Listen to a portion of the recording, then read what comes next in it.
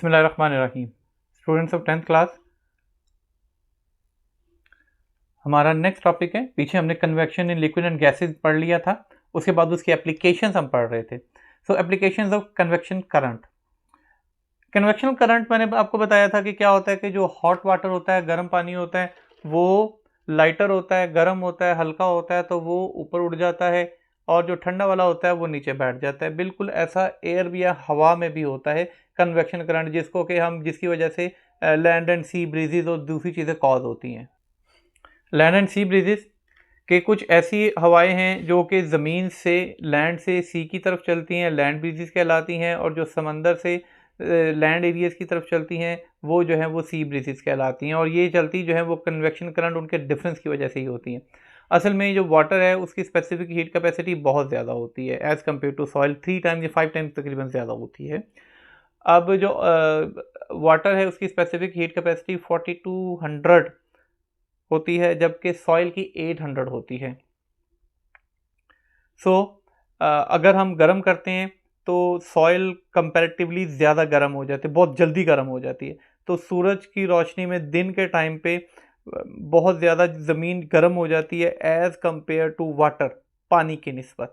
तो लिहाजा क्या होता है कि ज़मीन ज़्यादा गर्म है और जो सी एरियाज़ हैं वो कम गर्म होते हैं। ठीक है, तो ऐसी सूरत में हॉट एयर ऊपर की तरफ उठ जाती है, हवा ऊपर की तरफ उठ जाएगी। अब जो ये स्पेस खाली होगी तो समंदर की तरफ से हवाएं जो हैं वो लैंड एरियाज़ की तरफ आना शुरू हो जाती होती हैं डे टाइमिंग के ऊपर। इनको सी ब्रीजेस कहते हैं। जबकि अगर ज़्यादा जल्दी वो गर्म हो रही हैं तो ठंडा भी ज़्यादा हो जाता है जल्दी। इसी तरीके से रात के वक्त अगर हम देखें, एट नाइट, रात के वक्त अगर लैंड एरियाज़ हैं तो ये कंपैरेटिवली ज़्यादा कूल होंगे as compare to sea areas, क्योंकि इसकी स्पेसिफिक हीट कैपेसिटी तकरीबन 5 टाइम्स के करीब करीब कम है।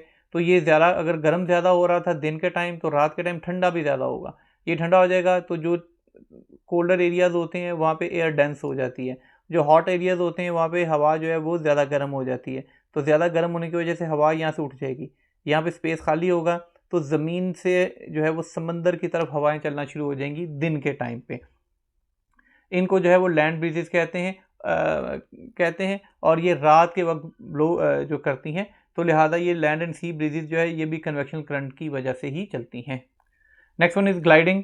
ग्लाइडिंग अक्सर आपने देखा होगा, ये ग्लाइडर जो होते हैं, पैराग्लाइडर्स या पैराट्रूपर्स वगैरह तो नहीं, लेकिन ये जो ग्लाइडर्स होते हैं ये ग्लाइड करते हैं।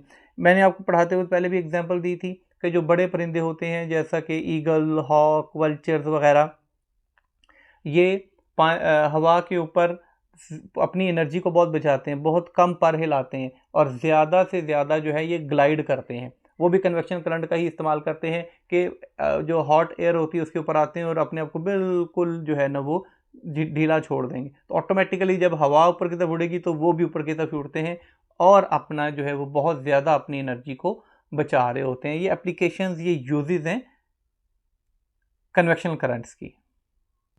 Next one is convection in sea water and marine life.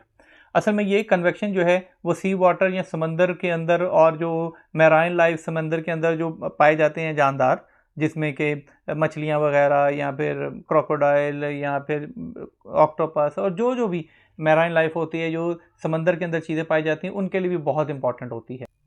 जब सनलाइट जो है वो ओशन की सरफेस के ऊपर पड़ती है, यानी समंदर के ऊपर पड़ती है, तो इसमें से जो गर्म पानी होता है वो हल्का हो जाता है। हल्का होने की वजह से वो ऊपर आ जाता है, जबकि जो ठंडा वाले पानी होता है वो डेंसर होता है, यानी कि गाढ़ा होता है।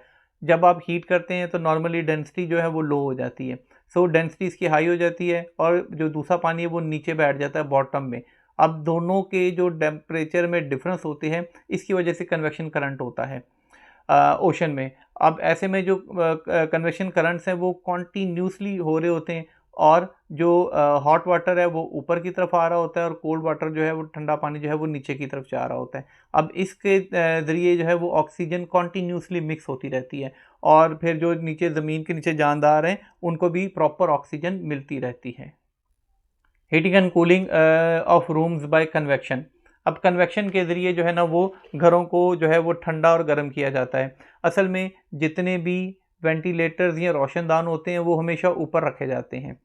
अब जो इसकी वजह है कि जब हम कमरे में बैठे होंगे या फिर हम हीट करेंगे कुछ भी, तो हवा जो है वो गर्म हो जाएगी, ठीक है। हमारे सांस लेने के दौरान भी कुछ हीट जो है वो खारिज होती है, कार्बन डाइऑक्साइड, तो ये ऊपर गर्म हो जाएगी। गर्म होने की वजह से ये ऊपर चली जाएगी। ऊपर होने की वजह से ये वेंटिलेटर्स में से जो है वो बाहर निकल जाएगी, रोशनदानों में से बाहर निकल जाएगी, और जो ठंडी हवा है वो नीचे बैठ जाती है, इसलिए वो दरवाज़ों के ज़रिए जो है वो अंदर दाखिल हो जाएगी। इधर से ठंडी हवा आएगी, उधर से गर्म निकल जाएगी, तो लिहाजा टेम्परेचर जो है ये रेगुलेट हो जाएगा, ज़्यादा टेम्परेचर कमरों का इंक्रीज़ नहीं होगा। आपने देखा होगा कि एयर कंडीशनर्स जो हैं ये भी दीवार में काफ़ी ऊपर करके लगाए जाते हैं। इसकी भी रीज़न यही है, क्योंकि जो गर्म हवा है ये ऊपर चली जाती है, ऊपर जाने के बाद जो ऊपर से ठंडी हवा होती है वो नीचे बैठना शुरू हो जाती है। जो एसी में से आती है वो ठंडी होती है, ठंडी जो होती है वो थोड़ी हैवी होती है, वो नीचे बैठ जाती है। गर्म जो है वो ऊपर हो जाती है। तो थोड़ी देर के बाद जो है जब कमरा बिल्कुल सील पैक बंद होगा तो ठंडी हवा नीचे जाएगी, गर्म ऊपर जाएगी, गर्म ऊपर से दोबारा ठंडी होकर नीचे आ जाएगी। तो थोड़ी देर के बाद पूरे कमरे का टेम्परेचर जो है वो रेगुलेट हो जाता है। The mechanism of house hold hot water system. अब घरों में जो गीज़र्स वगैरह लगाए जाते हैं, अब ऐसा अगर हमने जो है पानी जो है हमेशा वो हाइट से, ऊंचाई से नीचे की तरफ आता है, नीचे से ऊपर नहीं जा सकता जब तक कि आप उसको एक्सटर्नल कोई प्रेशर ना दें, कोई मोटर कोई पंप इस्तेमाल ना करें। लेकिन गीज़र्स जो हैं ये नॉर्मली तौर पर ग्राउंड फ्लोर पे लगे होते हैं, और हमारे पास जो है वो फर्स्ट फ्लोर सेकंड फ्लोर तक जो है उसका पानी आ रहा होता है। ये भी सारा जो है ना वो जो है कन्वेक्शन की वजह से ही होता है कि जब गीज़र चलता है तो इसके अंदर जितना पानी होता है वो बहुत ज़्यादा गर्म हो जाता है। गर्म होने की वजह से वो लाइटर या हल्का होता है और वो बिल्कुल स्टीम में कन्वर्ट हो चुका होता है। और जैसे ही हम अपना टैप खोलते हैं तो उस पाइप के अंदर हल्का होने की वजह से वो ऊपर तक चला जाता है। ऊपर जाने के बाद जैसे टैप खोलेंगे तो दोबारा टेम्परेचर चेंज होगा, कंडेंस होने के बाद जो है वो बिल्कुल वाटर में कन्वर्ट हो जाता है। उसके बावजूद काफ़ी ज़्यादा आपने देखा होगा कि उसमें से स्टीम, धुआं सा निकल रहा होता है। इसका मतलब है कि वो भी कन्वर्ट नहीं हुआ, वो पानी हमारा उस स्टीम की फॉर्म में आ रहा होता है। तो ये भी यूज़ किया जाता है, कन्वेक्शन करंट्स का ही यूज़ है, जिसकी वजह से हम नीचे से पानी को ऊपर बगैर किसी किस्म की फोर्स लगाए हुए ऊपर लेके जा सकते हैं या जाता है। Next one is transfer through radiation. Radiation क्या है? रेडिएशन कहते हैं the mode of heat transfer in which heat is transferred from one place to another without any material medium. किसी मटेरियल मीडियम के बगैर, सॉलिड, लिक्विड, गैस, कोई चीज़ नहीं होगी, डायरेक्ट अगर जो है ना वो सनलाइट आती है तो वो रेडिएशन कहलाती है। फॉर एग्जांपल, अगर आप कोई लोहे की चीज़ जो है वो गर्मी में बाहर सूरज में रख देंगे तो वो गर्म हो जाएगी, आप उसको पकड़ भी नहीं सकते। अब बीच में सूरज जो है वो हमसे तकरीबन 150 मिलियन किलोमीटर से भी आगे है, माइल से भी आगे है। इतनी दूर से दरमियान में कितना ज़्यादा एरिया आता है जो बिल्कुल स्पेस है, जिसमें सॉलिड, लिक्विड, गैस कुछ भी नहीं है, जस्ट वैक्यूम है। लेकिन फिर भी सनलाइट जो है रोशनी हमारे तक आ रही है, उसकी हीट आ रही है उसकी। तो ये जो मीडियम होता है जिसमें कि ये जो मेथड होता है जिसमें कोई मीडियम शामिल नहीं होता, ये रेडिएशन कहलाता है। So in radiation heat transferred through the electromagnetic waves without requiring a material medium. किसी मीडियम की ज़रूरत नहीं होती। अगर आप कमरे में एक तरफ आग जला दें, दरवाजे बंद कर दें, तो आप तक भी हीट जो है वो यहाँ तक भी पहुँच रही होगी। आप बीच में नहीं भी हो कोई चीज़, गर्म चीज़, तो फिर भी आप तक हीट पहुँचेगी। तो ये रेडिएशन है जिसमें वो रेडिएशंस के ज़रिए आती होती है। Next one is Leslie's cube, emission and absorption of heat. ये याद रखिएगा कि dark colours and black colours they are very good absorber and emitter of heat. ये बहुत ज़्यादा जो है वो हीट अच्छे एब्जॉर्बर भी होते हैं और अच्छे रेडिएटर भी होते हैं। ये ज़्यादा हीट एब्जॉर्ब भी करते हैं और ज़्यादा हीट को बाहर भी निकालते हैं। यही वजह है कि गर्मियों में जो है वो हल्के रंग के कपड़े पहने जाते हैं, जबकि सर्दियों में डार्क, ब्लैक, इस कलर के कपड़े ज़्यादा पहने जाते हैं ताकि वो ज़्यादा हीट एब्जॉर्ब करें और उसमें आपको जो है वो ज़्यादा सर्दी ना लगे। सर्दियों में और गर्मियों में लाइट कलर के पहने जाते हैं ताकि ज़्यादा से ज़्यादा रिफ्लेक्ट करें और आपको जो है वो कम गर्मी लगे। अब लेसलाइस क्यूब में क्या किया जाता है कि ये इस तरीके का क्यूब शेप का होता है जिसमें सारी जो है वो डिफरेंट कलर से, इसकी हर साइड को डिफरेंट कलर से पेंट कर देते हैं। देखें, एक साइड को shiny surface, dark, black, red, कोई भी हम कर देंगे। इसके अंदर जो है हम यहाँ पे हॉट वाटर डालेंगे, गर्म पानी जैसे डालेंगे, यहाँ पे डिटेक्टर साथ लगा देते हैं, रेडिएशन डिटेक्टर। तो हम जो है वो फिर टेम्परेचर जो है वो देखते रहते हैं। तो हम देखेंगे तो ये जो इसकी डल ब्लैक वाली साइड होगी, इसका टेम्परेचर ज़्यादा होगा एज़ कम्पेयर टू अदर और ख़ास तौर पे सिल्वर और शाइनी, ये बड़े अच्छे रिफ्लेक्टर होते हैं। आपने कभी भी टी पॉट्स या कप्स वगैरह जो है वो कॉफ़ी या चाय के, ये कभी भी आपको ब्लैक कलर के अंदर नज़र नहीं आएंगे या डार्क कलर में नहीं, बहुत नहीं आते होता है ऐसा। इसलिए कि अगर उसके अंदर चाय डाली जाएगी डार्क कलर के अंदर या ब्लैक कलर के अंदर, तो वो फ़ौरन ही जो है ना उसको रेडिएट कर लेगा, तो चाय या कॉफ़ी ठंडी हो जाएगी। इसलिए सिल्वर या शाइनी रखी जाती हैं ताकि ज़्यादा से ज़्यादा रिफ्लेक्ट हो सके। इसको एक और एक्सपेरिमेंट की मदद से भी समझा जा सकता है। फॉर एग्ज़ाम्पल, ये इन्होंने तरीके से किया है कि एक तरफ जो है वो आपने एक बोर्ड ले लिया, उसको जो है वो बिल्कुल ब्लैक कर दिया टोटल, और एक को सिल्वर और शाइनी कर दिया, दरमियान में आपने ये कैंडल का रख दिया, दोनों को एक जितने फासले पे रखा, पीछे आपने थर्मोमीटर्स लगा दिए। आपने आधे घंटे के बाद देखा तो आप देखेंगे जो ब्लैक कलर की बॉडी होगी उसका जो थर्मोमीटर है वो ज़्यादा टेम्परेचर शो करेगा। इसकी क्या वजह है कि उसने ज़्यादा रेडिएशंस को एब्जॉर्ब किया है एज़ कम्पेयर टू सिल्वर और शाइनी। अगर हम इसको छाँव में रख देंगे तो हम ये देखेंगे कि जो ब्लैक कलर वाला है इसका टेम्परेचर भी ज़्यादा कम हो जाएगा, यानी कि अगर ये ज़्यादा एब्जॉर्ब कर रहा है तो रेडिएट भी ज़्यादा कर रहा है, तो इसका टेम्परेचर कम भी ज़्यादा होगा। तो लिहाजा black bodies are good absorber and emitter of heat. Next, impact of surface temperature and surface area of heat transfer, के अगर सरफेस एरिया और जो सरफेस टेम्परेचर है इसका क्या ताल्लुक होता है। देखें, अगर सरफेस टेम्परेचर जो है वो ज़्यादा होगा तो रेडिएशन भी ज़्यादा होगी, अगर सरफेस एरिया कम होगा तो रेडिएशन भी उसमें से कम होगी। अगर आपके पास जो है ऐसे ही टेम्परेचर का भी होता है कि जितना एरिया ज़्यादा होगा टेम्परेचर उतना ही ज़्यादा ट्रांसफ़र होगा। फॉर एग्ज़ाम्पल, अगर आपके पास एक जो है वो रॉड है, उसका जो है वो इतना है, दूसरा जो है वो रॉड जो है वो उसकी निस्बत बहुत, उसका सरफेस एरिया ये ज़्यादा है, इसका सरफेस एरिया कम है, आप एक रॉड को इसके साथ टच कर दें तो इसमें से जो टेम्परेचर का चेंज होगा वो कम होगा, जबकि इसकी तरफ अगर आप टच कर देते हैं जिसका एरिया ज़्यादा है तो ऐसे में ज़्यादा जो है वो ट्रांसफ़र होगी हीट। देखें, कहते the rate of the emission radiation emitted by an object depends greatly on the important factors, the two important factors. First one is surface area, the surface temperature and the surface area. When the surface temperature object increases it radiates more energy. तो simple सी बात है कि अगर कोई एक body है उसका temperature ज़्यादा है तो वो ज़्यादा रेडिएशन करेगा, अगर एक 100 डिग्री सेंटीग्रेड तक गर्म है तो वो ज़्यादा रेडिएशन करेगा, अगर जो है वो कोई एक जो है वो जस्ट 20 डिग्री सेंटीग्रेड तक गर्म है तो वो कम रेडिएशन करेगा। तो जितना ज़्यादा गर्म होगा उसकी रेट ऑफ रेडिएशन भी उतनी ज़्यादा होगी। ऐसे ही जितना एरिया ज़्यादा इन कॉन्टैक्ट होगा उतनी ही रेडिएशंस भी ज़्यादा होती हैं उसमें से। नेक्स्ट है measuring temperature using infrared thermometer. ये एक थर्मोमीटर की टाइप है, जैसे क्लिनिकल थर्मोमीटर होते हैं, इससे पहले जो यूज़ होते थे वो जो है वो मुंह में रख के उसके अंदर मर्करी होती थी जो कि जितनी राइज करती थी उससे हमें पता चल जाता था कि बॉडी का टेम्परेचर कितना है। लेकिन ये हम बगैर टच किए किसी को जो है वो उसका टेम्परेचर फाइंड आउट कर सकते हैं।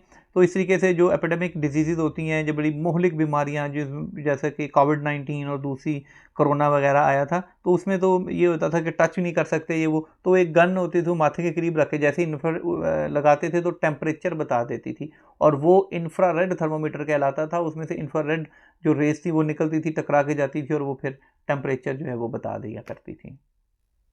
Next, applications of transfer of heat. First one is heating objects such as kitchen pans. तो ये ट्रांसफ़र ऑफ हीट की एक एग्जांपल इसका यूज़ है। मिसाल के तौर पर अगर आप बर्नर लेते हैं, उसके अंदर जो है वो आप खाने का कोई चीज़ होती है, जैसे आप खाना उसके अंदर रखते हैं, बनाते हैं, तो उसके हैंडल्स वगैरह जो होते हैं हमेशा जो है ना या तो लकड़ी के बना दिए जाते हैं या फिर किसी ऐसे के जिसके अंदर से प्लास्टिक वगैरह हीट ट्रांसफ़र नहीं कर सकती। अगर ये भी सारा लोहे का या लकड़ी का स्टील का बना दिया जाएगा तो जब ये गर्म होगा तो ये भी गर्म हो जाएगा हैंडल, और इसको पकड़ना जो है वो मुश्किल हो जाएगा, पकड़ नहीं सकते हैं इसको। इसलिए ये भी हमारा एक यूज़ है। किचन पैन्स वगैरह में हम इंसुलेटर्स और कंडक्टर्स दोनों को एट अ टाइम यूज़ कर रहे होते हैं।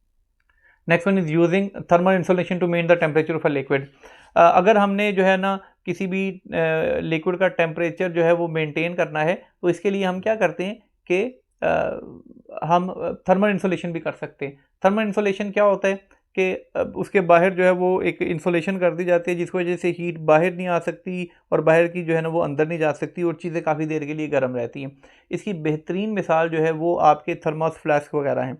उसमें भी यूँ किया जाता है, या कूलर्स वगैरह भी इसके एग्जांपल है कि एक जो है वो लेयर अंदर होती है, एक बाहर, दरमियान में सारी थर्मोकोल शीट वगैरह से उसको भर दिया जाता है। वो आप देखो अगर फोम सा आपको दिखाई देता है, तो वो बड़ा अच्छा इंसुलेटर होता है। तो लिहाजा अगर गर्म चीज़ डालेंगे तो वो काफ़ी देर तक गर्म रहेगी। अगर आप पानी लें, ठंडा पानी लें, कूलर में डाल दें और दूसरी तरफ ग्लास में रख दें, तो ग्लास वाला फ़ौरन गर्म हो जाएगा, जबकि कूलर वाले को बहुत टाइम लगेगा, क्योंकि दरमियान में जो आ रही है वो रेडिएशन इसको लूज़ कर रही है, उसको स्टॉप कर रही है, किसी किस्म की कन्वेक्शन कंडक्शन रेडिएशन से नहीं हो रहा। हाँ, अगर आप बार बार उसका ढक्कन खोल लेते हैं तो फिर टेम्परेचर चेंज होता है, बाहर वाला अंदर चला जाता है, तो अंदर गर्म हो जाता है, अंदर वाली ठंडक बाहर आ जाती होती है। लेकिन बहरहाल ये इसका एक यूज़ है। Next one is green house effect. Green house effect क्या है कि ये बेसिकली एक ऐसा प्रोसेस है जिसके ज़रिए जो रेडिएशंस आती हैं सन में से, उनमें से कुछ ट्रैप हो जाती हैं, ठीक है, बाकी जो है वो ऊपर वापस चली जाती हैं। वो जो ट्रैप हो जाती हैं ना, वो भी ज़रूरी होती हैं ताकि हमारे इस ज़मीन का टेम्परेचर जो है वो मेंटेन रहे, बहुत ज़्यादा या बहुत कम ना हो। तो ये एक ऐसा प्रोसीजर है। इसके लिए मैं आपको सिंपल सी एग्जांपल जो है ना वो असल में क्या होता क्या है कि जो सनलाइट है उसके अंदर डिफरेंट कलर की लाइट जो वेवलेंथ की होती हैं, शॉर्टर वेवलेंथ भी हैं और लॉन्गर वेवलेंथ भी हैं। तो जैसे ही सूरज की रोशनी ज़मीन के अंदर आती है, दाखिल हो जाती है, तो जब ये वापस जाने लगती है तो ऊपर ओजोन लेयर होती है, उसमें से जो शॉर्टर वेवलेंथ वाली हैं वो तो चली जाती हैं, लेकिन जो लॉन्गर वेवलेंथ वाली हैं वो ट्रैप होकर रह जाती हैं, और वो टेम्परेचर थोड़ा सा जो है ना वो बढ़ जाता है उसकी वजह से, और वो इतना हो जाता है सूटेबल फॉर ह्यूमन लाइफ, इंसानों की ज़िंदगी के लिए जितना होना चाहिए। इसकी बेस्ट एग्जांपल जो है वो हम ज़मीन पे जो ग्रीन हाउस इफेक्ट है, आपने नर्सरीज़ में देखा होगा जहाँ पे पौधे होते हैं, वहाँ पे कुछ ऐसी जगहें होती हैं जहाँ पे उन्होंने शीशे के पूरे कमरे से बनाए होते हैं और उसके अंदर पौधे रखे होते हैं। ये वो प्लांट्स होते हैं जो कि ज़्यादा टेम्परेचर में अच्छा ग्रो करते हैं। तो इनको जो है वो शीशे के उन छोटे छोटे से कैबन्स या कमरे कह लें, उनके अंदर रखा जाता है। इसकी वजह होती है कि सनलाइट जैसे ही अंदर दाखिल होती है, अंदर दाखिल होने के बाद उस शीशे में से ज़्यादा वेवलेंथ वाली तो जो है ना वापस चली जाती है, लेकिन शॉर्टर वेवलेंथ वाली वहीं पर रह जाती है, वो अंदर ट्रैप होकर रह जाती हैं, बाहर नहीं आती। तो लिहाजा उधर का टेम्परेचर थोड़ा सा ज़्यादा हो जाता है। फिर पौधों को जो है ना कार्बन डाइऑक्साइड अप्रोप्रिएट अमाउंट में मिल रही होती है, फिर वो उसमें ज़्यादा अच्छे तरीके से सांस ले सकते हैं और अपनी खुराक तैयार कर सकते हैं। तो ये उसका एक जो है वो इफ़ेक्ट था या एग्जाम्पल थी जो कि हम अर्थ में देखते हैं। बाकी आप बुक में से पढ़ सकते हैं। क्वेश्चन कोई अगर हो तो आप कमेंट सेक्शन में जाके पूछ सकते हैं। ये आज तक का हमारा लेक्चर था। इंशाल्लाह ताला नेक्स्ट लेक्चर में इसके न्यूमेरिकल के साथ मिलेंगे। Thank you.